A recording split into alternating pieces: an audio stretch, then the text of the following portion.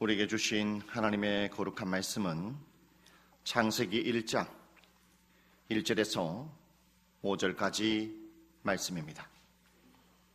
구약 일면에 있습니다. 창세기 1장 1절에서 5절까지 말씀입니다. 태초에 하나님이 천지를 창조하시니라. 땅이 혼돈하고 공허하며 흑암이 깊음 위에 있고 하나님의 영은 수면 위에 운행하시니라. 하나님이 이르시되 빛이 있으라 하시니 빛이 있었고 빛이 하나님이 보시기에 좋았더라. 하나님이 빛과 어둠을 나누사 하나님이 빛을 낮이라 부르시고 어둠을 밤이라 부르시니라. 저녁이 되고 아침이 되니 이는 첫째 날이니라. 아멘. 우리는 인생을 삶을 살아가다 보면 많은 문제들을 만나곤 합니다. 그 많은 문제들을 만날 때마다 사람들은 정답을 찾으려고 노력하죠. 그러나 끝내 그 정답을 찾지 못하고 이 세상을 떠나는 사람들이 많이 있다라는 것입니다. 오늘 성경의 본문의 말씀을 통해서 우리의 인생의 정답이 어디에 있는지를 우리에게 잘 말씀해 주고 있습니다. 하나님이 지구를 만드셨습니다. 그리고 지구를 만들었지만 아직 그 안에 생명체가 없을 때에 어떠한 상황이었는지를 성경 오늘 2절의 말씀에 이렇게 표현하고 있습니다. 땅이 혼돈하고 공허하며 흑암이 깊음 위에 있고 하나님의 영은 수면 위에 운행하시니라. 혼돈하다라고 말씀하고 있습니다. 하나님이 생명체를 짓기 전에 지구 안에는 혼돈한 상태다라고 말씀하고 있습니다. 혼돈한 상태라는 것은 질서가 없다, 정리가 되지 않았다라는 것을 의미하지요. 그리고 공허하다라고 말씀합니다. 하나님이 이 세상의 생명체를 짓기 전에 이 세상은 공허했다라고 합니다. 그 말은 적막하다, 삭막하다, 황량하다라는 말씀을 하고 있는 것이죠. 그리고 하나님께서 이 세상의 생명체를 짓기 않았을 때를 흑암이 있다라고 말씀합니다. 빛이 없는 상태를 의미하죠. 여러분, 하나님이 없는 곳은 어떠한 상태를 말합니까? 하나님이 없는 곳은 혼돈하고 공허하며 빛이 없고 어둡다라고 말씀하고 있습니다. 이처럼 이 세상의 삶을 살아가는 수많은 신앙인들이 있습니다. 수많은 신앙인들이 있으면서 하나님이 없는 신앙인들이 너무나 많다라는 것이죠. 하나님이 없이 살아가는 인생들이 많이 있다라는 것입니다. 하나님이 없는 신앙인의 상태는 어떨까요? 무질서합니다. 그의 삶이 정리가 되어 있지 않다라는 것이죠. 하나님이 없는 신앙인은요, 공허하다라는 것입니다. 그의 삶이 삭막하고 사막과 같다라는 사실이죠. 하나님이 없는 인생은요, 늘 언제나 어둡다라는 것을 볼 수 있습니다. 여러분, 교회를 다니지만 하나님이 없는 신앙인을 보십시오. 그의 삶이 얼마나 어두운가요? 세상의 삶을 살아가는 수많은 사람들을 보십시오. 하나님이 계시지 않는 그 사람은 어두운 삶을 살아가는 것을 볼 수 있다라는 것입니다. 가인과 아벨을 통해서 우리는 그것을 알 수 있습니다. 가인과 아벨은 하나님 앞에 제사를 올려드렸죠. 죄 많은 가인의 제사를 하나님은 받지 않으시고 마음과 정성과 뜻과 힘을 다하여 믿음으로 드렸던 그의 동생 아벨의 제사는 하나님이 받으십니다. 가인은 동생 아벨이 드린 그 제사로 인하여서 시기 질투하여 그의 동생을 죽이게 되죠. 같은 핏줄임에도 불구하고 시기 질투 때문에 그의 동생을 죽였다라는 것입니다. 이처럼 하나님이 없는 신앙인은 삭막함을 보여준다라는 것이죠. 이삭을 통해서도 우리는 그것을 또 잘 알 수 있습니다. 이삭의 삶을 살아갔을 때에 가뭄이 있었죠. 흉년이 든 가운데에 이삭은 남방으로 가나안 땅으로 내려가려고 하였습니다. 그러나 하나님께서는 이삭에게 나타나셔서 남방으로 애굽으로 내려가지 말고 그냥 이 가나안 땅의 삶을 살아라고 했죠. 이삭은 하나님의 말씀에 순종했습니다. 하나님과 함께 했다라는 것이죠. 이삭이 하나님의 말씀에 순종하여 그랄에 거주했을 때에 흉년에 농사를 지었는데 성경은 100배의 복을 받았다라고 말합니다. 이삭이 100배의 복을 받았을 때에 블레셋 사람들은 시기 질투하여 이삭의 아버지 아브라함이 받던 그 모든 우물들을 다 메워버렸다라는 것이죠. 여러분, 그 시대에 우물물이 얼마나 중요합니까? 그들이 먹고 마시고 삶을 살아가야 되고 그리고 가축도 먹여야 되는데 우물물이 없었다는 것이죠. 그래서 아브라함은 우물물이 절실하여 그 우물물을 파고 또 파타라는 것입니다.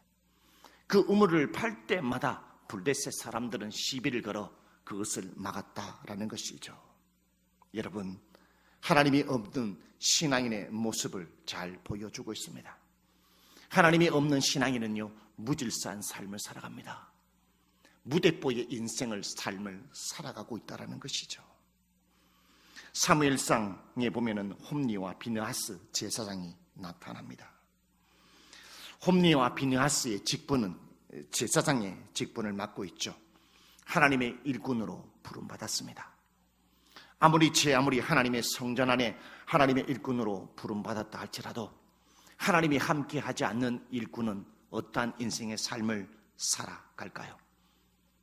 제사장의 일은 이스라엘 백성들을 하나님께로 인도하는 예배의 침례자라는 것입니다. 그런데 하나님을 먼저 제사를 올려드려야 될 홈리와 비느하스가 하나님께 제사를 올려드리기 전에 먼저 고기를 가지고 가서 구워 먹었다는 것이죠. 하나님은 이 신앙을 보고 그들을 향하여 이렇게 표현합니다. 사무엘상 2장 17절에 그들이 여호와의 제사를 멸시함이었더라. 하나님이 없는 일꾼은 하나님을 멸시합니다. 하나님이 없는 일꾼은 하나님을 경외하지 않습니다. 하나님이 없는 일꾼은요, 하나님의 말씀을 따르지 않습니다. 하나님이 없는 일꾼은 늘 언제나 자기 중심적이며 자기의 감정과 자기의 뜻대로 삶을 살아간다는 것이죠. 하나님이 없는 일꾼은요, 늘 언제나 우선순위는 하나님이 아니라 늘 언제나 우선순위는 자기 자신이 우선순위라는 것입니다. 그러기에 그는 늘 언제나 하나님의 것을 구별하지 않는 신앙이라는 것이죠. 요한복음 4장에 보면은 사마리아 여인이 나타납니다. 사마리아 여인은 남편이 6명이 있었다고 말합니다. 지금은 100세 시대라고 하지만 그 시대는 오래 살지 못했죠. 그러한 시대에 여러분, 남편이 6명이 있었다. 그 여인의 인생이 얼마나 고달프고 공허한지를 잘 말씀해 주고 있다는 것이죠. 살아계신 주님께서는 그 여인의 공허함을 해결해 주기 위해서 그 여인을 찾아가 그 공허함을 해결해 줬다라는 것입니다. 이 사마리아 여인을 통해서 우리는 무엇을 알 수 있습니까? 여러분, 하나님이 없는 인생, 여러분 공허합니다. 목이 마르다는 것입니다. 하나님이 없는 그리스도인은요, 늘 공허해요. 목사님, 교회를 다니고 주님을 믿는데요, 왜 허전한지 모르겠습니다. 왜 공허한지 모르겠습니다. 그 이유가 무엇인지 아십니까? 여러분의 마음속에, 생각 속에, 여러분의 삶 속에 살아계신 하나님이 계시지 않기 때문입니다. 이 세상에 수많은 사람들이 있어요. 수많은 사람들이 정말로 돈을 벌고 많은 것들을 누리며 인생의 삶을 살아가요. 권력을 가졌어요. 그런데 많은 사람들은요, 공허합니다. 많은 사람들은 목이 마르다 합니다. 그래서 인생을 끝내는 사람이 이 세상에 얼마나 많은지 모른다라는 것입니다. 누가복음 15장에 돌아온 탕자가 있죠. 아버지에게 두 아들이 있었습니다. 둘째 아들이 아버지에게 그 재산의 분깃을 가지고 먼 나라로 떠나게 되었죠. 그렇지만 그의 모든 재산을 다 탕진하고 말았다는 것입니다. 여러분, 하나님이 없는 인생은 방탕한 삶을 살아갈 수밖에 없다라는 것입니다. 나는 혹시 하나님이 없는 신앙인이 아닙니까? 하나님이 없는 일꾼은 아닌지요?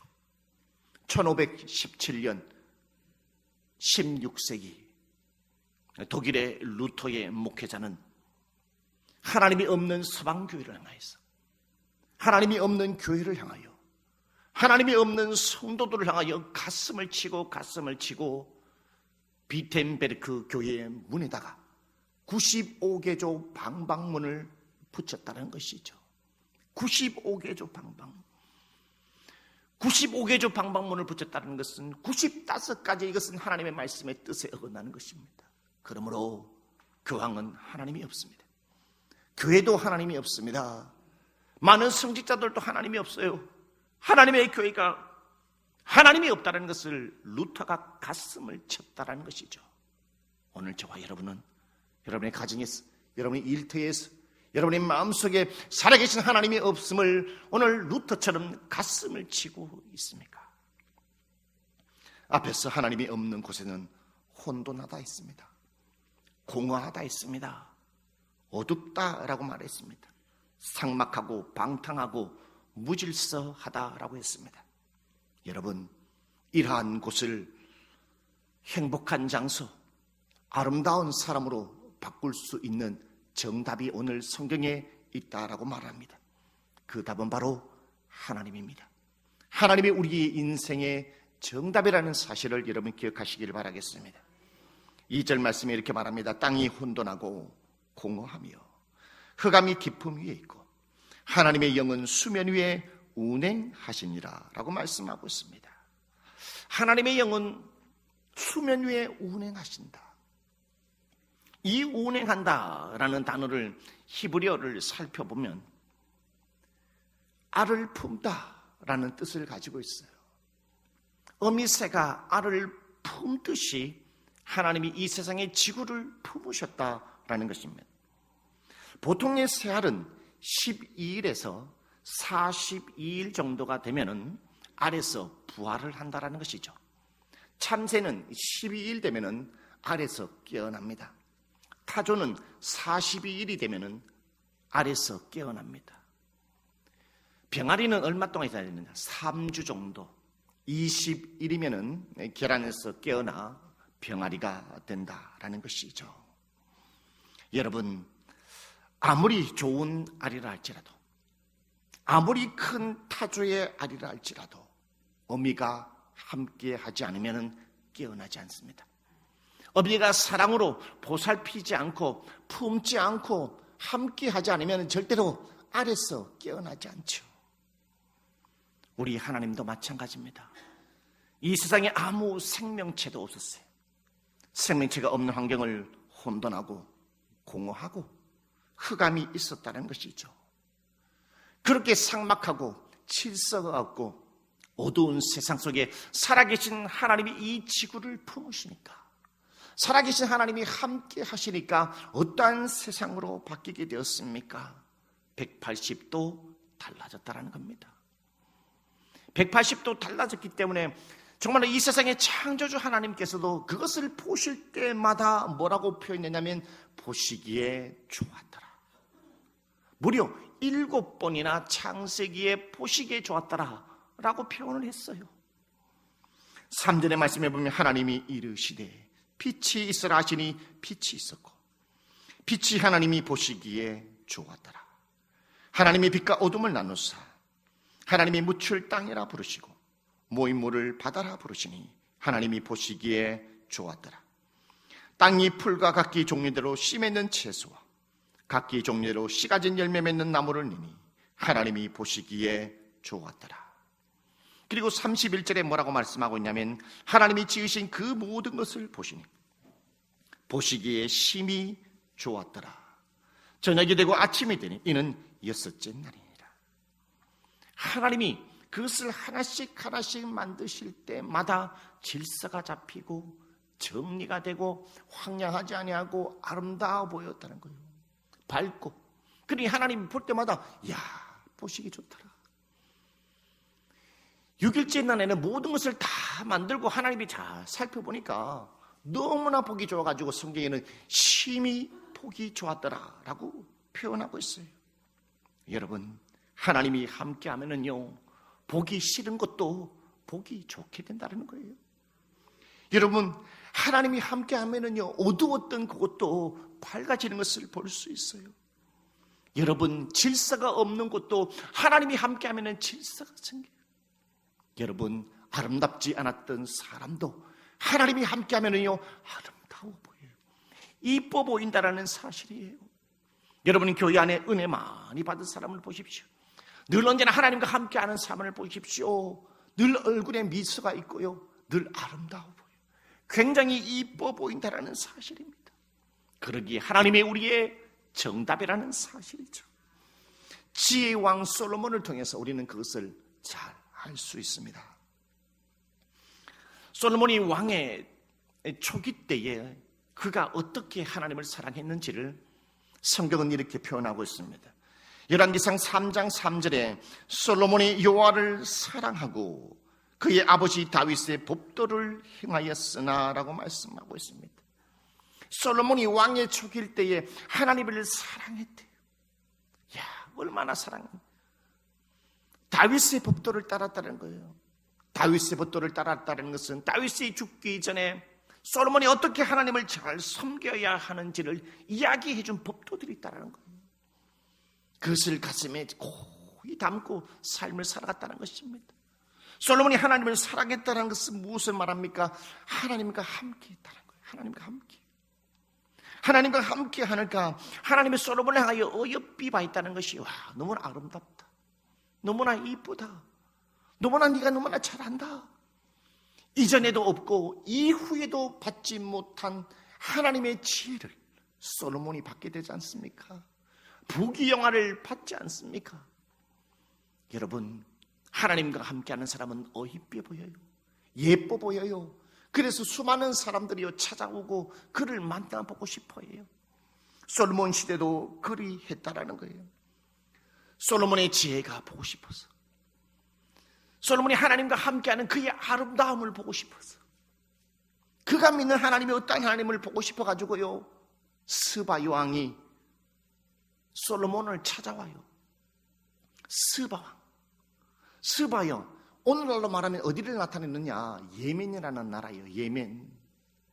예멘이라는 나라, 1920km를 여행하고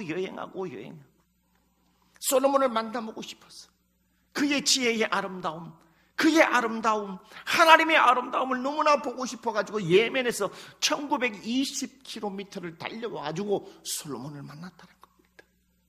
여러분, 하나님과 함께하는 사람은요, 사람들에게 아름다워 보여요. 행복해 보인다는 것입니다. 하버드 대학 총장이었던 찰스 윌리엄 엘리엇이라는 분이 있었어요. 찰스 엘리엇이라는 이분은 얼굴에 큰 점이 있었어요. 이 점이 너무나 커가지고 의술로도 제거할 수 없었다고 합니다. 그래서 엘리엇은 늘 언제나 우울증에 시달렸어요. 이 우울증 때문에 늪에 빠져가지고 아무것도 할 수 없어요. 이 엘리엇이 우울증에 빠져 아무것도 할 수 없었을 그때의 어머니가 지혜롭게 이야기를 합니다. 찰스야, 너의 얼굴에 있는 점은 제거할 수 없단다. 그러나 너의 마음속에 살아계신 하나님의 말씀을 담아둬라. 하나님의 말씀을 너의 마음속에 담아두게 된다면 너의 마음이 자라고 믿음이 자라고 영혼이 자라게 되면 수많은 사람들은 너의 얼굴에 있는 큰 점을 보는 것이 아니라 수많은 사람들은 너의 믿음을 볼 것이다, 너의 인격을 볼 것이다 라고 어머니가 지혜롭게 이야기를 했어요.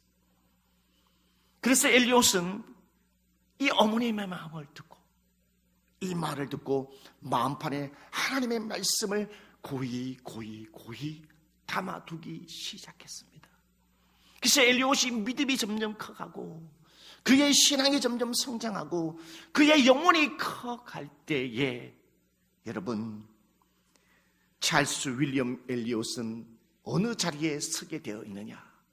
세계에서 가장 유명한 대학인 하버드 대학 총장의 자리까지 올라가게 되었다는 것이죠. 수많은 사람들은 그의 얼굴에 있는 큰 단점인 점을 본 것이 아니라 그와 함께 하신 살아계신 하나님, 바로 엘리엇, 그의 인격과 믿음을 바라보고 바로 총장, 하버드대 총장으로 세웠다라는 사실이죠. 여러분, 혼돈의 인생의 가운데에 우리의 인생의 정답은 살아계신 하나님이라는 것을 저와 여러분에게 말씀하고 있습니다. 이 하나님을 나의 주인으로 모시고 이 한 주를 삶을 달려가시는 여러분이 되시기를 주님의 이름으로 축복합니다. 기도드리겠습니다.